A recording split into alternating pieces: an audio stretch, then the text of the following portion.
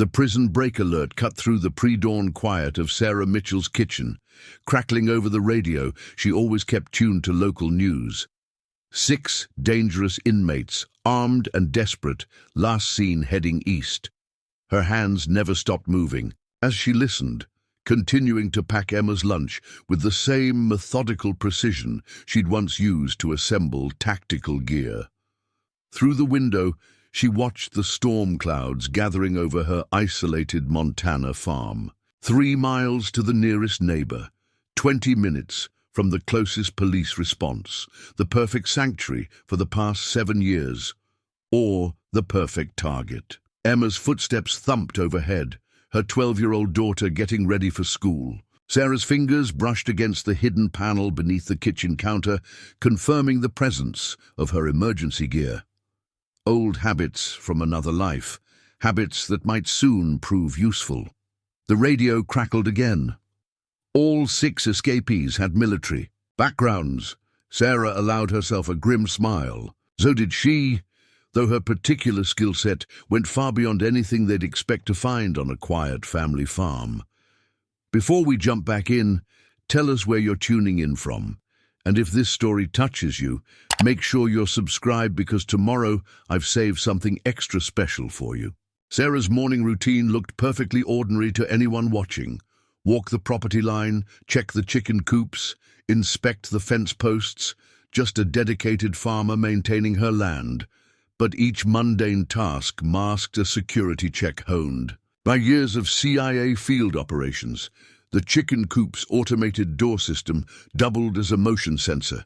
Those weathered fence posts housed state-of-the-art cameras. Even the old windmill, creaking in the morning breeze, contained enough surveillance equipment to monitor every approach to the farm. "Mom!" Emma called from the porch, backpack slung over one shoulder. "The bus is coming early today. Ms. Thompson emailed about road work." Sarah noted how her daughter had positioned herself. Back to the wall, clear view of the driveway. Not all of Emma's habits came from farm life. "Got your phone charged?" "Yes, and the backup battery, and I remember the check-in times." Emma rolled her eyes, but there was understanding beneath the teenage exasperation. They'd practiced these protocols since she was old enough to walk. Sarah watched the school bus approach, her practiced eye noting the regular driver, normal speed, no signs of duress. Only when Emma was safely aboard did she allow her thoughts to return to the prison break. Back inside, she opened her laptop, checking news updates while sipping coffee. The escaped prisoners had been part of a high-security transport. Former military, all serving time for violent crimes.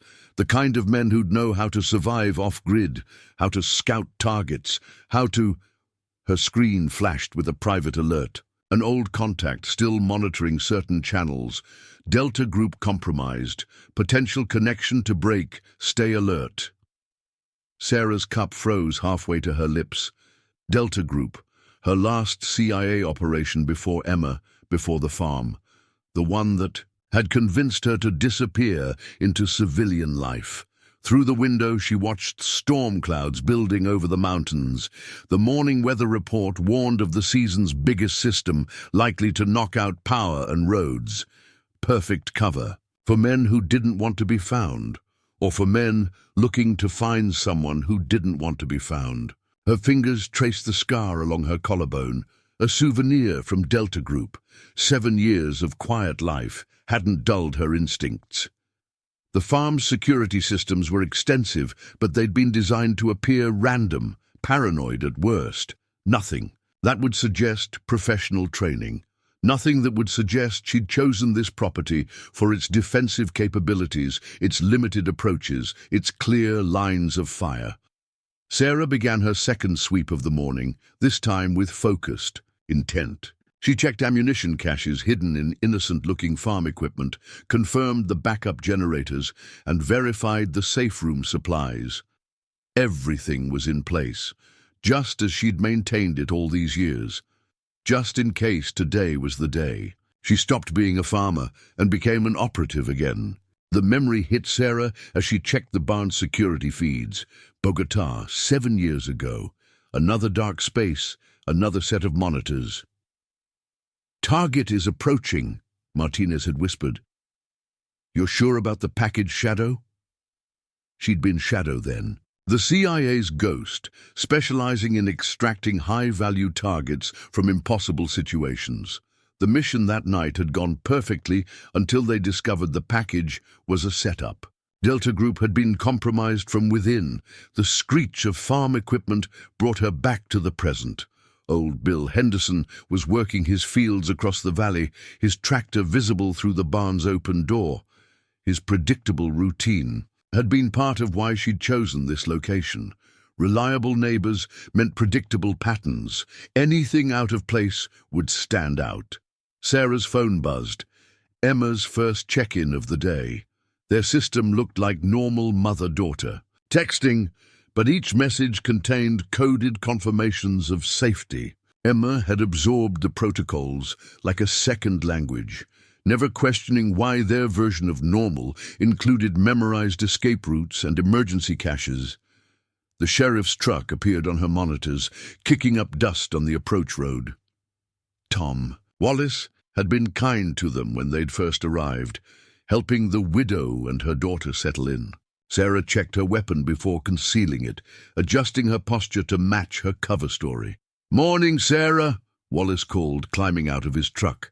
His casual tone didn't match his worried eyes. "Thought I'd check on you and Emma, given the news." "The prison break?" She kept her voice casual. "We heard. Isn't Deer Lodge a bit far to worry about? Got word they hit a sporting goods store 2 counties over. Grabbed camping gear, weapons." He shifted uncomfortably. "And they knew what they were doing. Military precision, according to reports." Sarah let her expression show appropriate concern, careful not to react to the confirmation of her fears. "We'll be careful," she promised. "Emma and I can stay with friends in town if you think might not be a bad idea." Wallace glanced at the gathering clouds. "Storm's going to be rough. Roads might not be passable by tonight." Perfect siege conditions, Sarah thought. But moving to town would mean leaving her security systems, her cached weapons, her prepared ground. "Thanks, Tom. We'll think about it." She watched him drive away, noting how his truck slowed near her security cameras. Wallace was sharper than he let on. He'd noticed something over the years, not enough to breach her cover, but enough to worry about the widow and her daughter. When trouble came calling, the wind was picking up, carrying the first scent of rain. Sarah began preparations for a storm that had nothing to do with weather. The afternoon darkened prematurely as storm clouds swallowed the Montana sky. Sarah stood at her kitchen window, watching the wind bend the wheat fields in uniform waves. The movement would make it harder for her cameras to detect anomalies, harder to spot anyone using the crops for cover. Her burner phone, maintained all these years, vibrated with another message from her CIA contact. 3 of 6 had special forces training, leader identified as Marcus Kane. Sarah's hands tightened on the counter. Kane.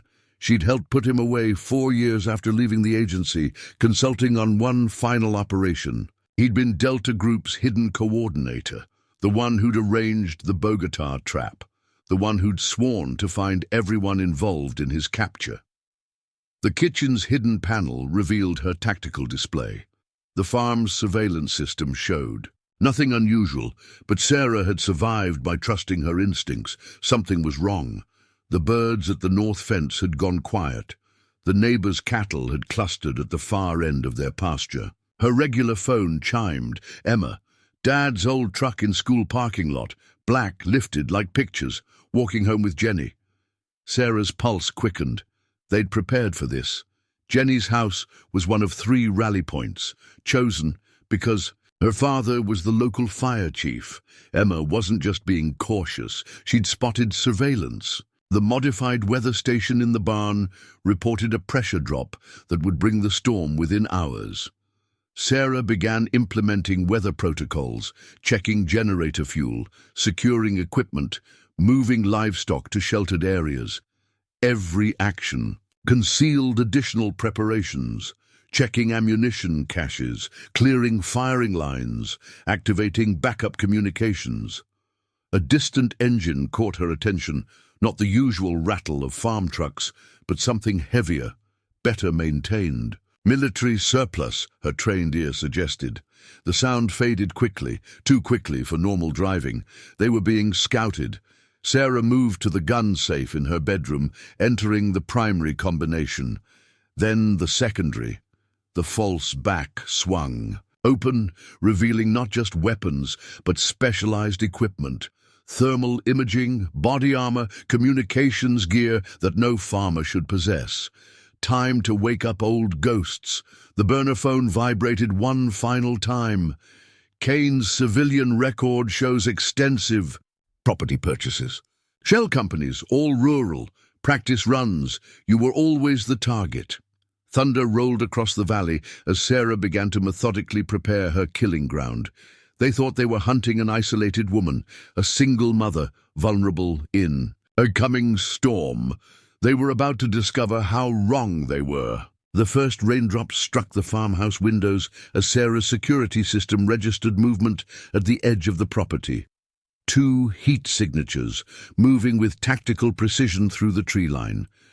Their approach was professional, maintaining cover, checking sight lines, establishing fallback positions. A few minutes later, right on schedule, came the expected sound. A vehicle struggling in the mud of her access road. "Hello!"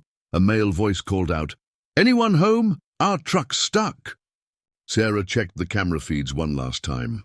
2 men by the trees, 2 approaching the house, 2 others holding position near a mud-bogged SUV, all 6 accounted for. She picked up her shotgun, a farmer's weapon, nothing tactical, and stepped onto the porch. "Y'all need help."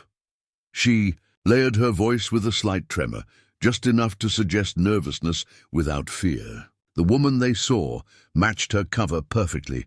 Worn jeans, work boots, flannel shirt concealing the body armor beneath. The men at her gate looked the part of stranded travelers if you didn't know what to look for. Sarah spotted the military, bearing instantly, the way they maintained spacing, their concealed weapons. "Sorry to bother you, ma'am," the closer one said, middle-aged, graying temples moving with a slight limp. "Kane. Storm caught us by surprise. Cell phones aren't working." "Power's been spotty," Sarah agreed. "Storm's hitting everything." She shifted her grip on the shotgun, a movement that looked nervous, but gave her a better firing angle. "My landline still works, up at the house." Kane smiled, all charm and gratitude. "That would be wonderful. Just need to let our families know we're okay." "Of course." Sarah stepped back, gesturing welcome. "Let them think they had surprise. Let them think their plan was working." "I was just making coffee. Y'all look half frozen." The 2 men climbed her porch steps. Behind them, through the rain, Sarah's enhanced vision caught the other pairs moving into position. Standard infiltration protocol, the kind she'd once taught at the farm. Her kitchen was a study in careful preparation. Knives in easy reach, clear lanes to exits. Emma's school photo prominently displayed, a mother's pride and a reminder of what she was protecting. "Black okay?" she asked, reaching for cups. The movement let her check her hidden monitor. The 2 perimeter teams were almost in position. "Perfect," Kane said. His hand was moving toward his concealed weapon when the proximity alarm chimed. "Ndoo," the sound disguised as a microwave finishing. Sarah turned, catching Kane's expression. Not surprise at the sound, but satisfaction. They wanted her to know they were here. This wasn't just about killing her. They wanted her to understand. "Why? Something wrong?" she asked innocently. Kane's smile turned predatory. "No, Mrs. Mitchell. Everything's going exactly as planned." The storm chose that moment to kill the power, plunging the kitchen into darkness. Sarah allowed herself a small smile. They thought they'd planned for everything. They hadn't planned for what 7 years of preparation looked like. The backup generator kicked in exactly 3 seconds after the power failed, but Sarah had already moved. In the brief darkness, she'd shifted 2 feet left, placing Kane's partner between herself and his leader. Basic CIA tactics. Make them worry about crossfire. Sorry, she called out, keeping her voice worried but helpful. Happens all the time in these storms. Generator should have us back up in a jiffy. Through her hidden earpiece, she heard Emma's coded message. At Jenny's. Dad's working late. Translation, safely at rally point, local authorities notified. Sarah allowed herself a moment of pride. Her daughter had learned well. Nice setup, Kane commented, eyes scanning the kitchen with new intensity. Backup power, satellite internet. You're well prepared for isolation. My late husband insisted, Sarah replied, the practiced lie smooth as honey. Military man, always worried about us being out here alone. Kane's smile didn't reach his eyes. Smart man, dangerous world for a woman alone. The thermal imaging hidden in her glasses showed the outside teams had reached their positions.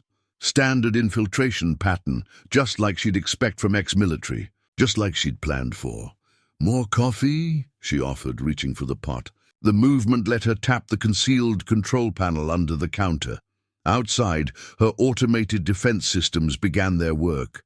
The first sign something was wrong came from Kane's radio, hidden, but she could hear the static through her enhanced audio pickups. The perimeter team was reporting problems, motion sensors giving false readings, cameras showing contradictory movements. Everything okay? She asked innocently. Storm's probably interfering with your phones too.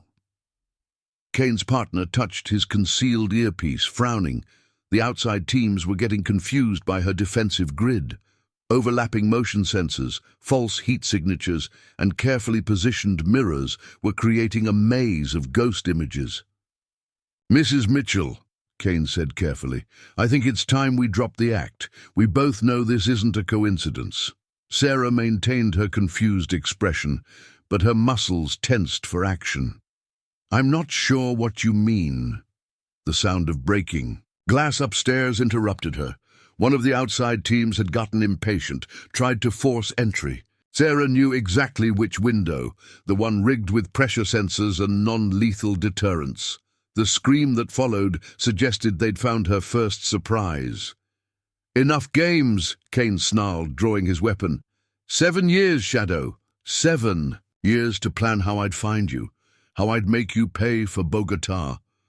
Sarah let her facade drop, rolling her shoulders as 7 years of forced stillness fell away. You've got it wrong, Kane. It wasn't 7 years planning for you to find me. His gun trained on her heart. No. No! Her smile was all predator now.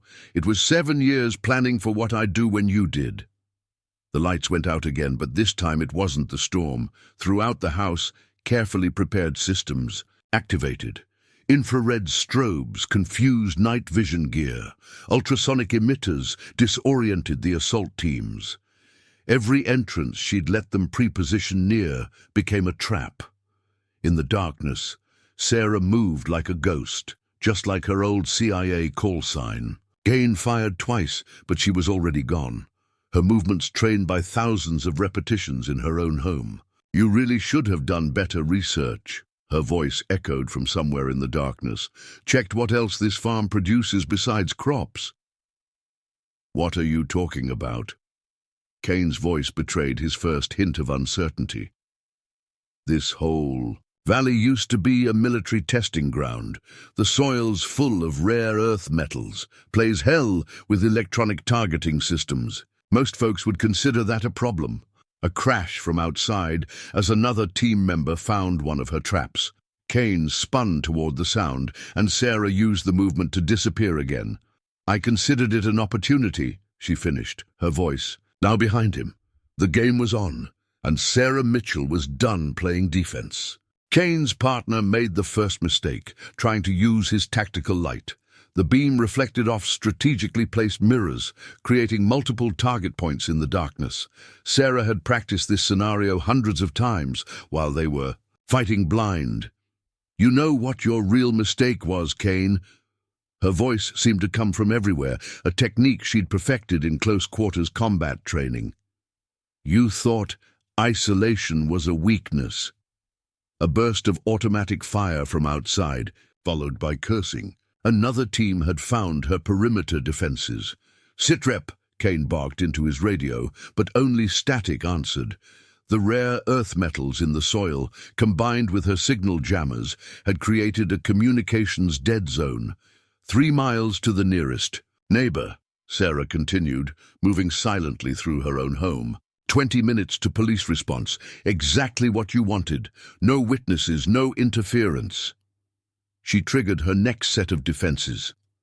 Throughout the house, pre-positioned speakers began broadcasting recorded movements, footsteps and whispers. Basic psychological warfare, but effective against even trained operators. "What you missed," she said, now clearly behind Kane, "was that isolation works both ways." He spun, firing, but hit only shadows. His partner screamed as something dropped from the ceiling, a simple counterweight trap, but in the darkness, it felt like an attack. "No one to witness what happens here," Sarah whispered, now somewhere to his left. "No one to hear, no one to help, not you, not your men." Outside, more chaos erupted. The storm had intensified, and she'd prepared the grounds accordingly. Floodlights hidden in the barn suddenly illuminated, backlighting the assault team trying to flank the house. Perfect targets. Kane's composure finally cracked. "You're alone. Your backup's burned. Your agency contacts are gone. I made sure of it." Sarah's laugh was cold and professional.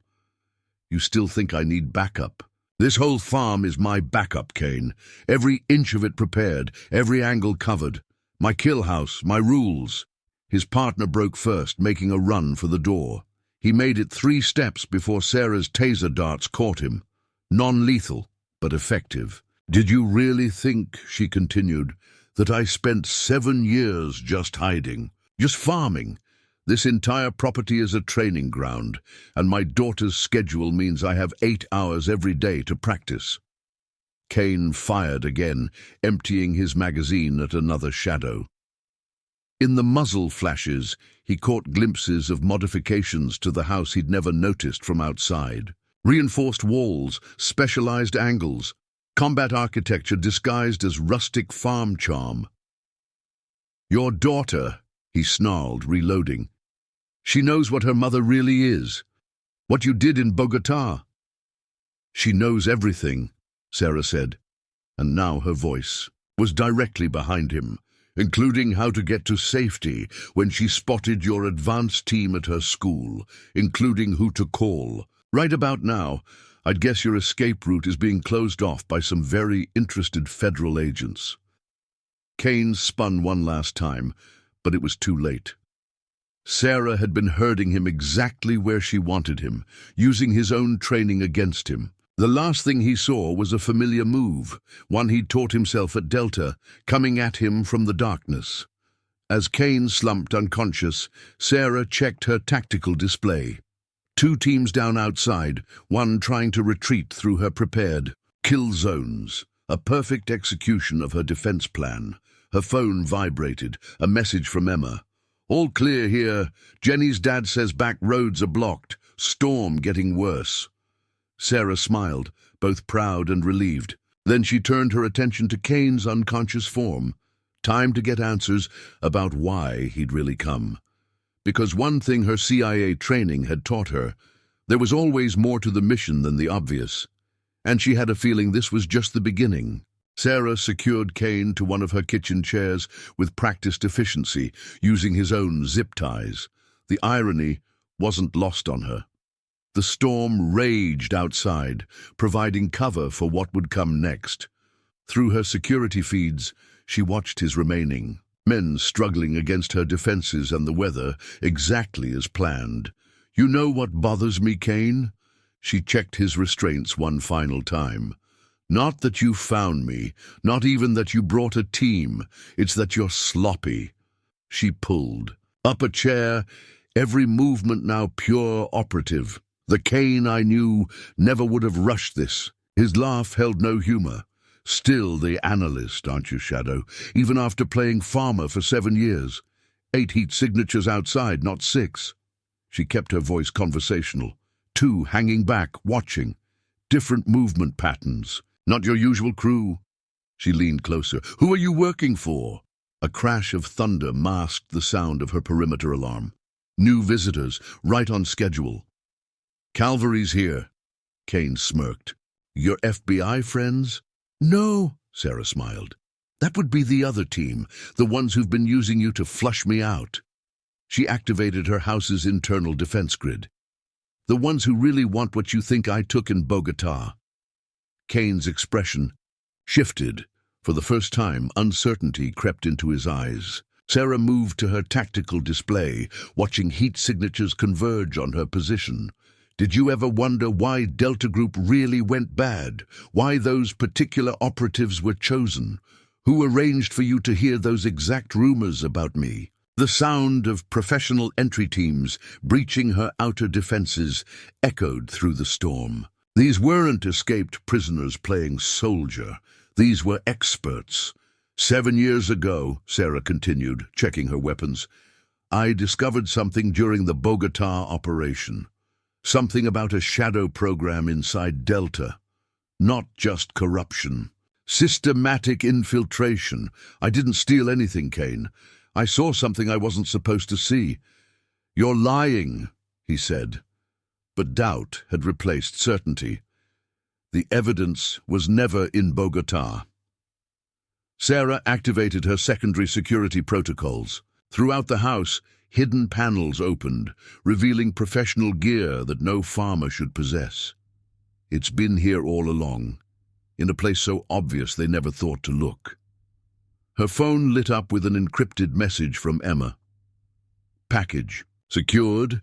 Heading to secondary location with Jenny's father. Black SUVs on highway." Perfect. The real players were finally showing themselves.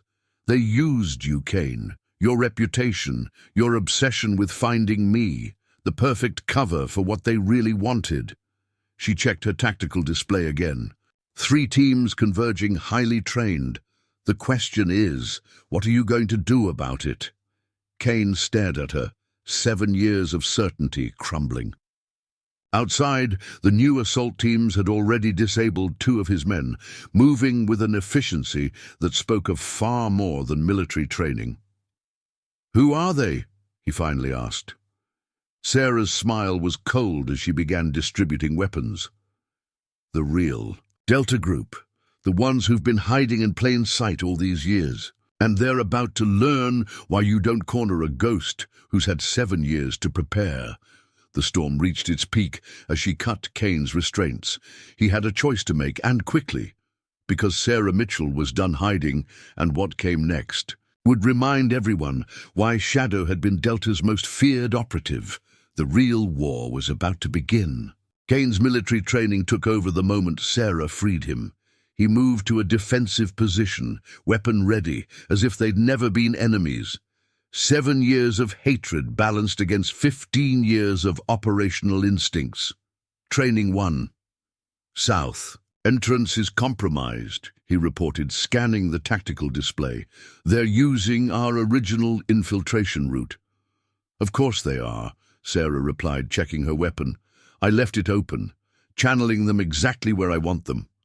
She pulled up a secondary screen, revealing the farm's complete defense grid. "Those rare earth metals I mentioned, they do more than disrupt communications."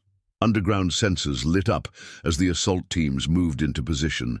Each step they took revealed more data: weight distribution, movement patterns, equipment, loadout.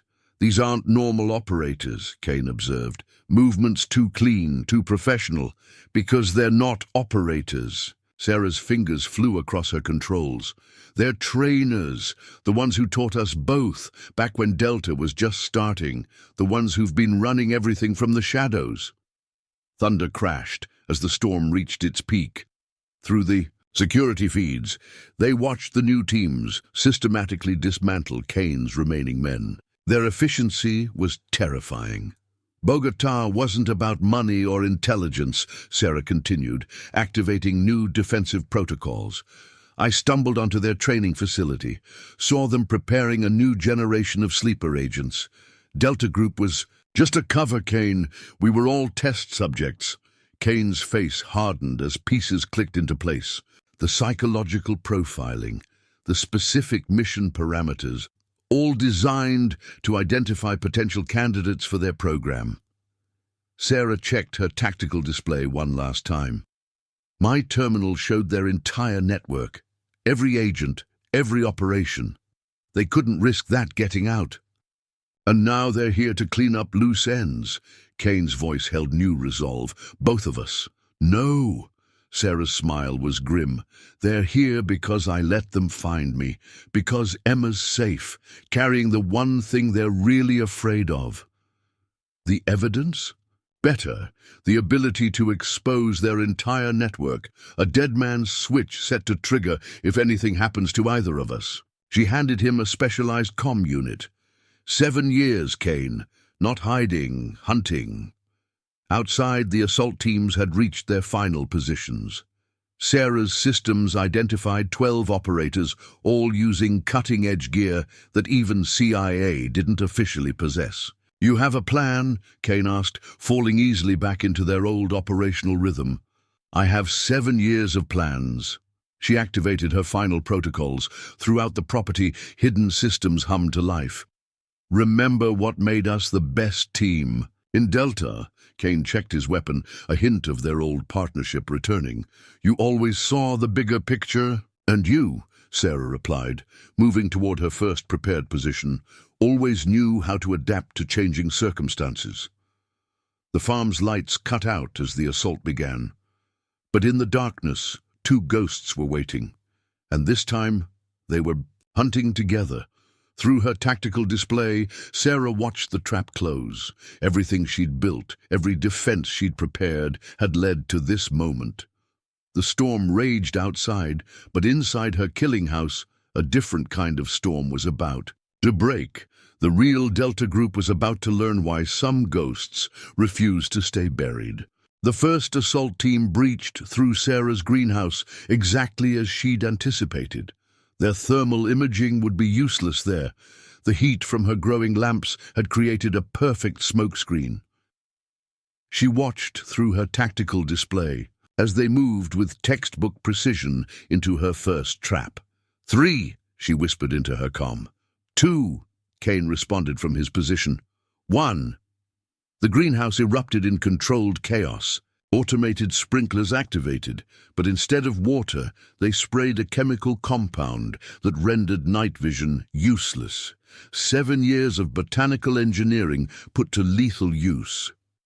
You taught them too well, Kane observed as the team stumbled into prepared firing lanes. No, Sarah corrected, triggering her next sequence. They taught us too well. Every tactic they're using, every approach. It's all from the original Delta playbook. The one they wrote. Her earpiece crackled with an incoming transmission, a new voice, one that made both operators freeze. Impressive setup, Shadow. The voice was aged but commanding. Or should I say, Sarah, still the best student I ever trained. Director Collins. Sarah's voice remained steady, even as her grip tightened on her weapon. 7 years retired, and still running your shadow program. Had to find you eventually, Collins replied. You understood too much, saw too much in Bogota. The question is, where's your daughter? Sarah's blood ran cold, but her response was calculated. Safe, with everything I discovered about your operation. One signal from me, and every intelligence agency in the world gets your entire network. You think you're the first to try blackmail? Collins sounded almost disappointed. We've survived worse, but Emma, she's special, isn't she? More than just your daughter. She's your insurance policy. Through her tactical display, Sarah watched. The assault teams shift formation. They weren't just trying to contain her anymore. They were searching for something. It took us years to figure it out, Collins continued. Why you really left. What you've been preparing for. Emma isn't just carrying evidence. She's living proof. Kane looked at Sarah, realization dawning. The psychological conditioning. The training protocols. You've been deprogramming them, Sarah finished. Everything they put into us, everything they designed to create perfect operators, I found a way to undo it. Emma was the key. Raising her, teaching her, I learned. how to break their control, how to free their sleeper agents. And now every Delta operative we've ever trained is a potential liability. Collins's voice hardened. Thanks to whatever failsafe you built into that girl. New heat signatures appeared on Sarah's display. Teams rappelling onto the roof. Others emerging from the storm drains. This wasn't just a cleanup operation. They were treating her farm like a black site. You should be proud, Sarah. Everything you built here, the defenses, the preparations, perfect operational planning. But you made one mistake. Sarah's screens flashed red, new signals cutting through her jamming frequencies. Her entire security system began to flicker. You thought you were the only one who spent 7 years getting ready for this moment. The farm's power grid went dark, not just the main power, everything, even her backups. In the distance, Sarah heard helicopters approaching through the storm. They're not here to kill us, Kane realized. They're here to take us back, to restart the program. Sarah's mind raced. She'd prepared for every scenario, every possible assault. But Collins was right. She'd trained too well, taught them too thoroughly, and now... Emma, she whispered, reaching for her emergency beacon. Protocol 0. The farm's defensive grid might be down, but Sarah Mitchell hadn't survived this, long by relying solely on technology. As Collins's teams converged on their position, she exchanged a look with Kane. They'd been the best for a reason. Time to remind everyone why.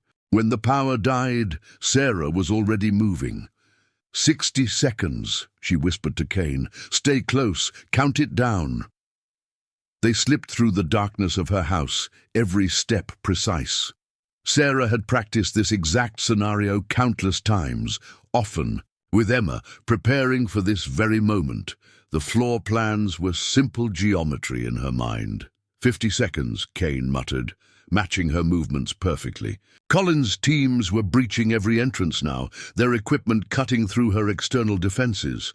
But Sarah had learned long ago not to rely on electronics alone. Remember the Ankara mission, she asked, leading Kane through a hidden spindle in her pantry. When everything went wrong, 40 seconds. A ghost of a smile touched his face. We improvised. The passage led them into the walls of her house. Narrow corridors she'd built between the studs, barely wide enough to move through. Above and below, they could hear Collins's teams sweeping rooms with professional efficiency. 30 seconds. Sarah pressed a series of hidden catches as they moved. Throughout the house, old-fashioned mechanical traps activated. No electronics, nothing to hack, just physics and preparation. They'll have the tunnels covered, Kane warned. Standard containment protocol. 20 seconds. Sarah pulled him down a specific path. Who do you think wrote those protocols, Kane? Everything they're doing, every tactic, every approach. I helped design it, trained it into them. 10 seconds! They reached a reinforced section of wall. Sarah's fingers found the hidden latch. You know what made us the best team in Delta? We never did what they expected. 5 seconds. Now we're going to remind them why that was a mistake. 0. Sarah triggered her last mechanical backup. Throughout the house, small charges, not explosives but pressurized air tanks, detonated simultaneously. The concussive force, combined with the storm's natural thunder, created a disorienting battlefield effect. More importantly, it covered the sound of their next move. The wall panel opened to reveal Sarah's final surprise. A small armory, completely analog, no electronics to fail. Inside, Emma's latest message waited on an old-style wind-up radio. Package delivered, starting countdown. The girl's good, Kane admitted, checking a weapon. Takes after her mother. She's better, Sarah replied, pride mixing with determination. Because she never went through their program. Everything she knows, she learned naturally. No conditioning, no programming, just pure skill. Above them, Collins' voice crackled through his team's comms. Find them. They have to be in the walls. Standard search pattern. Sarah handed Kane a specialized breather mask. They think they know this house's architecture. That's their second mistake. What was their first? Thinking Emma was just my backup plan. Sarah activated her mask. She's their worst nightmare. A Delta-trained operative who was never in their system. Never programmed, and she just activated our real counter-strike. Kane checked his ammunition. How long? 20 minutes until Emma's program hits their network. Everything they've built, every sleeper agent, every hidden protocol, it all gets exposed unless they take you alive, Kane finished. To stop it. Sarah nodded, double-checking her gear. Which means, for the next 20 minutes, we don't have to win. We just have to survive. Through the walls, they could hear Collins's teams moving with mechanical precision.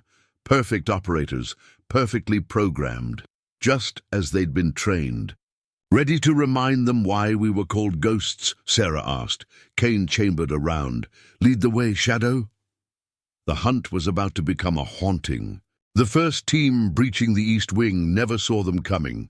Sarah and Kane moved like smoke through their own hidden passages, emerging just long enough to neutralize 3 operators before vanishing again. Non-lethal takedowns. These men were victims too, even if they didn't know it. 16 minutes, Sarah whispered, checking her chronometer. Through the walls, they could hear Collins coordinating his remaining teams. They're in the walls! Gas the passages! Sarah smiled grimly. Right on schedule. She led Kane through a narrow vertical shaft. They think we're using standard CIA architecture, black site designs. But you built something different, Kane finished, following her lead. I built what they taught us to look for. Then I built what we actually needed underneath it. They emerged in a maintenance space beneath the ground floor. Emma and I spent 3 years getting the ventilation system perfect. Every gas they pump in gets channeled exactly where I want it. Above them, chaos was spreading.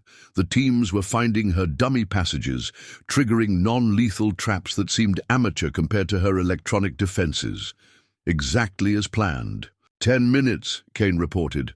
Collins's voice crackled through captured radios. Where's the girl's signal coming from? Track it. They're trying to trace Emma's transmission, Sarah explained, moving them toward the barn. But she's not transmitting. She completed her mission hours ago. Everything happening now was pre-programmed. A team rappelled past their hidden position, perfect tactical form. Sarah and Kane waited until they passed, then moved to flank them. Shadow protocol, Sarah whispered. Kane nodded. They'd developed this tactic together years ago. Moving in perfect sync, they emerged from different angles. The team never had a chance to raise their weapons. 7 minutes. The storm reached its peak as they crossed to the barn through concealed tunnels. Lightning illuminated Collins's reinforcements arriving. More helicopters, more teams. They're getting desperate, Kane observed. Good. Sarah led them up through the barn's hidden levels. Because this was never about beating them. It's about proving a point. What point? That their perfect system has a flaw. They reached her final position, a sniper's nest, with clear views of the entire property. They built Delta on the idea of programmable loyalty, perfect operators who always follow protocols. 5 minutes, Kane checked his watch. They're running out of time to stop Emma's upload. They already have. Sarah's smile was cold as she watched Collins himself emerge from a helicopter. Emma's program activated the moment she left the farm. Everything they're seeing, the countdown, the transmissions, it's theater. Kane stared at her. Then, what are we doing here? Proving that their system failed, that 2 of their best operators chose loyalty to each other over programming. That free will beats conditioning. She checked her weapon. That's what they're really afraid of, Kane. Not exposure, not arrest. The idea that they can't actually control their perfect soldiers. Below, Collins was deploying his remaining teams with mounting urgency. Each passing minute made him more desperate, more likely to make mistakes. 2 minutes, Kane reported. Sarah positioned herself at the sniper's perch. Ready to help me prove a point?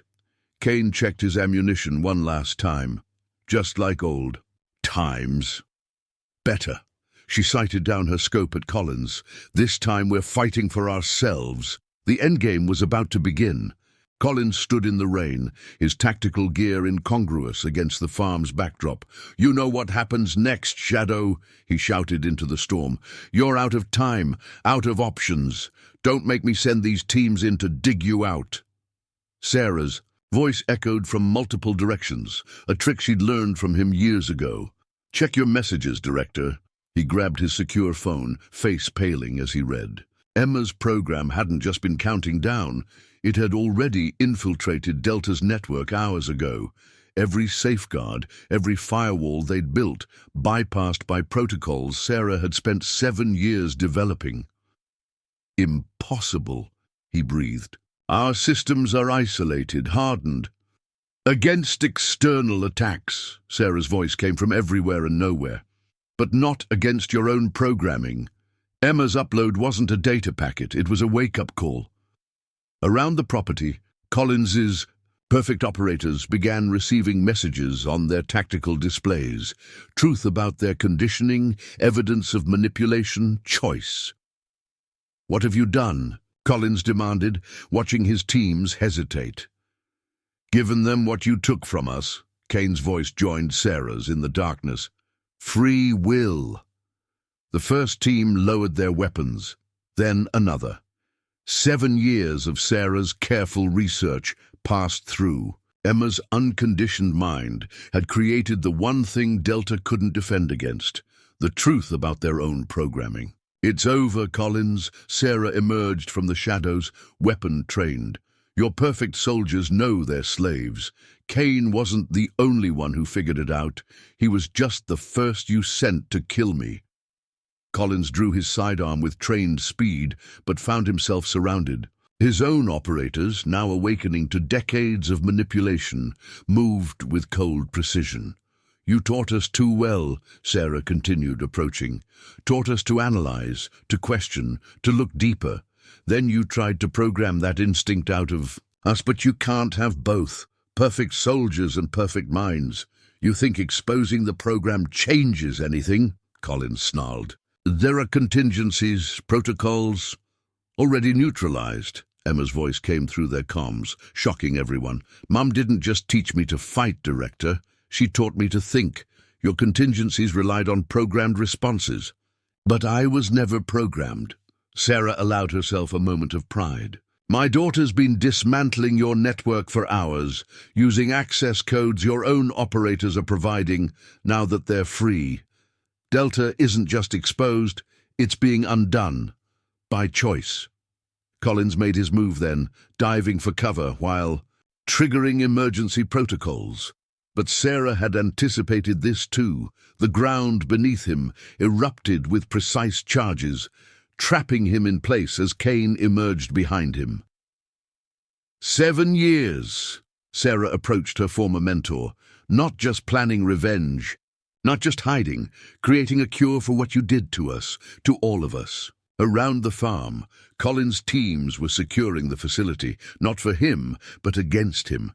Years of conditioning broken by the simple power of choice.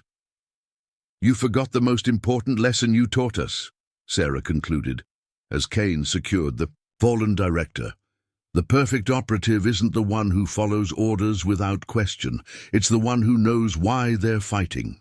Dawn was breaking over the mountains as federal vehicles approached through the storm, Sarah's real allies waiting for her signal. As she watched Collins being taken into custody, she allowed herself to finally relax. Her phone buzzed one last time. Emma, sending the all-clear signal. Mother and daughter, ghost and guardian, had done what Delta thought impossible. They'd chosen family over programming, love over conditioning. They'd chosen freedom. The morning sun broke through dissipating storm clouds, illuminating a farm transformed. Federal agents secured the property while medical teams treated Collins's former operators. Sarah watched from her porch, the weight of 7 years finally lifting from her shoulders. "Mom!" Emma's voice cut through the controlled chaos. Sarah turned to see her daughter approaching with Jenny's father, the local fire chief who'd been her secret ally all along. They'd planned this moment for years, but seeing Emma safe still made her breath catch. "You did good, kiddo." Sarah pulled her daughter close. "Perfect execution. Just like you taught me." Emma's grin was pure pride. Did you see their faces when the program activated? All those operators suddenly realizing they had a choice. Kane approached, now wearing a federal tactical vest. "Your daughter's code was impressive. 7 years of Delta's conditioning broken in hours." "Because it wasn't just code," Sarah explained, keeping her arm around Emma. "It was truth. Everything I learned about their methods filtered through a mind they never touched. Emma saw patterns we couldn't because she was never programmed to miss them." Federal agents led Collins past in restraints. He paused, looking at the family with a mixture of anger and reluctant admiration. "You could have simply exposed us. Why go to all this trouble?" "Because exposure wasn't enough." Sarah's voice was firm. "These operators deserved freedom, real freedom, not just from Delta, but from the programming itself." "The program is bigger than you know," Collins warned. "There are others already being contacted," Emma interrupted, holding up her tablet. "Your operators aren't just free, Director. They're helping us find others. Turns out when you train people to be perfect soldiers, then give them back their free will, they choose to help their fellow victims." Sarah watched Collins being led away, feeling no satisfaction, only relief. Kane cleared his throat awkwardly. "They'll need help," he said. "The others like me when they wake up.